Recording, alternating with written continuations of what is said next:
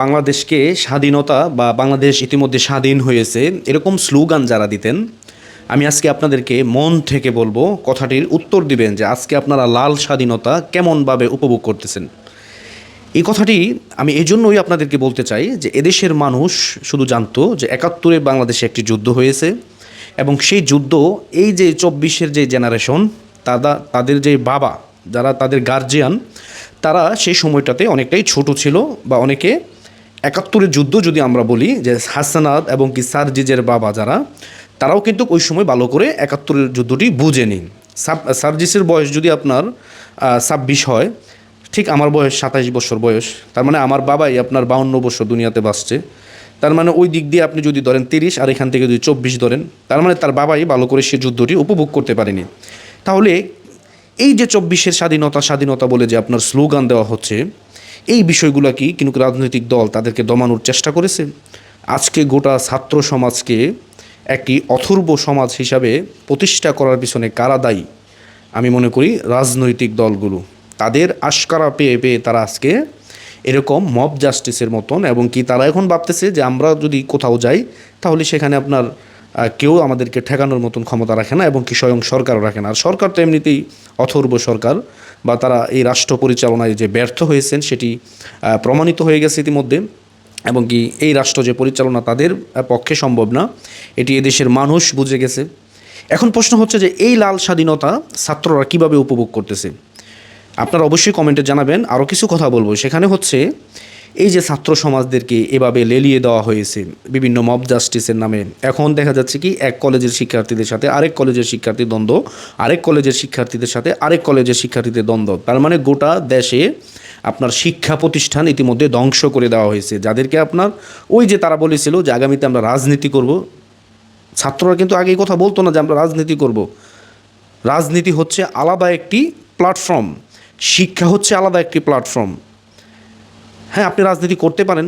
যেই দলগুলো বাংলাদেশে বর্তমান নিবন্ধিত দল রয়েছে যারা বাংলাদেশে রাজনীতি করে, তাদের সহযোগী সংগঠনের পিছনে আপনিও রাজনীতি করার অধিকার আপনি রাখেন। তার মানে এই না যে শিক্ষা প্রতিষ্ঠানে আপনার ভাঙচুর চালানো বা ক্ষয়ক্ষতি করা, দেশের মানুষের দুর্ভোগ সৃষ্টি করা, এবং কি গোত্র গোত্র আপনারা যুদ্ধ লেগে যাচ্ছেন, এটাকেই বলে গৃহযুদ্ধ। তার মানে এরকম বিষয়গুলো আপনার তারা কেন ট্যাকেল দিতে পারতেছে না, বা আজকে এই পরিস্থিতির মুখে ছাত্রদেরকে কারা ফেলাইছে? আমি মনে করি এই পরিস্থিতির জন্য সম্পূর্ণ দায়ী হচ্ছে যারা সমন্বয়ক ছিল। তারা আন্দোলনকে কেন্দ্র করে কোটি কোটি টাকা ছাত্রদের হাতে গিয়ে পৌঁছেছিল। এখন তারা একদম স্ট্রংলিভাবে তারা বুঝতেছে রাজনীতি করলেই মনে হয় টাকা আর টাকা। এখন তাদের আচরণ এমনটাই হিংস্র হয়ে যাচ্ছে। ওই যে বলতেছিল কিছুদিন আগেই, অনেকে বলতেছে দেশ তো আপনার গৃহযুদ্ধের দিকে নিয়ে যাচ্ছেন আপনারা। সেম আমরা পরিস্থিতি কিন্তু এমনটাই দেখতে পাচ্ছি আমাদের বাংলাদেশে। আপনার মন্তব্য কিন্তু আপনি করতে পারেন যে বর্তমান লাল স্বাধীনতা আপনারা কেমনভাবে উপভোগ করতেছেন। এই ছাত্র সমাজগুলো আজকে অনেকে হয়তো বলবে, এগুলো দোষ দিবে কি আওয়ামী লীগের, যে আওয়ামী লীগের তারা এগুলো করতেছে। এই লোভ লালসাগুলো কিন্তু আপনারাই দেখাইছেন তাদেরকে, যারা সমন্বয়ক তারাই দেখাইছে। আমি মনে করি আমার এখানে কিছু কিছু মানুষ আইসা বলে যে ভাই, যে ছাত্ররা আপনার ৫০০ টাকা বাড়ি থেকে আইনা আপনার তারা খাবার খাইতো, তাদের এখানে ৫০০ টাকা নোটের বান্ডেল দেখা যায়, ৫০০ টাকা নোট বান্ডেল থেকে বের করে তারা চায়ের বিল দেয়। এই যে তাদেরকে আপনারা এইভাবে একটা ধ্বংসের দিকে ঠেলে দিয়েছেন, এগুলোর জন্য দায় কারা? আমরা দায়ী। আগামীতে এগুলোর ফসল আমাদের কাঁধেই উঠবে, টেনশন করেন না, এগুলোর ফসল আমাদের কাঁধেই উঠবে। একটা দেশকে মব জাস্টিসের নাম করে এবং কি একটা স্বাধীনতার নাম করে, আমাদের দেশ তো ২৪-এ কিন্তু স্বাধীনতা হয় না। আমাদের দেশ স্বাধীন শুধু একবার হয়েছিল ৭১ সালে। এই ভূখণ্ডটি স্বাধীন হয়েছিল ৭১ সালে। আপনারা মাত্র একটি সরকারকে আপনারা হটিয়েছেন, এর চেয়ে বড় কিছু না। তার মানে আপনারা ভাবতেছেন আপনারা পুরোই স্বাধীন হয়ে গেছেন। এগুলো কি স্বাধীনতার চিত্র? ছাত্রদেরকে মারতেছে, এগুলোই কি স্বাধীনতা? আমি এখনও বলবো, যারা পরিবার পরিজন রয়েছেন, অবশ্যই আপনাদের সন্তানদেরকে আপনারা এখনই সতর্ক করুন, এখনই তাদেরকে বোঝান। সামনের যে পরিস্থিতি বাংলাদেশে হতে যাচ্ছে, এই যে আমরা গৃহযুদ্ধের কথা বলতেছি, আমার মনে হয় সেই দিকেই বাংলাদেশ দাবিত হচ্ছে, সেদিকেই বাংলাদেশ দাবিত হচ্ছে বলে আমি মনে করি। এখন যদি আমরা সতর্ক না হই তাহলে আমাদের সামনে মহাবিপদ অপেক্ষা করতেছে। রাজনৈতিক প্ল্যাটফর্ম হচ্ছে একটা জিনিস, আর শিক্ষা অঙ্গন হচ্ছে আরেকটা জিনিস। এইভাবে যে আপনার ছাত্ররা গ্রুপিং যে আপনার মারামারিতে লিপ্ত হচ্ছে, এগুলো কিসের ইঙ্গিত বহন করে? এগুলো আমাদের বুঝতে হবে। লাল স্বাধীনতা বলে না আপনারা চিৎকার করছেন, এখন আপনারা সেই লাল স্বাধীনতা উপভোগ করুন। সুন্দর একটি দেশকে, সুন্দর সাজানো গোছানো একটি দেশকে ধ্বংসের পিছনে আমি মনে করি যারা না বুঝে শুনে এগুলো করেছেন আপনারাই একমাত্র দায়ী। আমি একমাত্র আপনাদেরকেই দায়ী করব আমি। আপনারাই আজকে এই ছাত্র সমাজদেরকে রাস্তায় নামাইছেন, এখন তারা আর প্রতিষ্ঠানে ফিরে যেতে চায় না। তাদেরকে আপনারা সব কিছু তাদের খুলে দিছেন।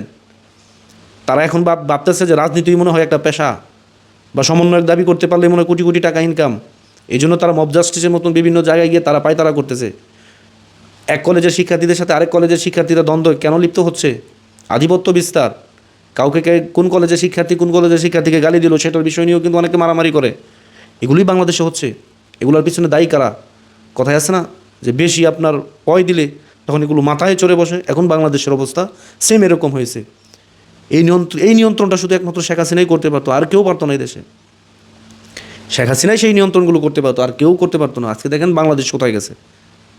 লাল স্বাধীনতা কেমন উপভোগ করতেছেন? লাল স্বাধীনতা একবার নিজের মাথায় চিন্তা করে দেখেন, এবং কি বালিশ মাথায় দিয়ে চিন্তা করে দেখেন এই বাংলাদেশকে আজকে কোথায় নিয়ে যাওয়া হয়েছে। আশা করি আপনারা এই বিষয়গুলো বুঝতে পারবেন আপাতত, যে এই বাংলাদেশকে কোন অবস্থানে নিয়ে গেছে বর্তমানে। আজকের ভিডিও এ পর্যন্তই। আসসালামু আলাইকুম।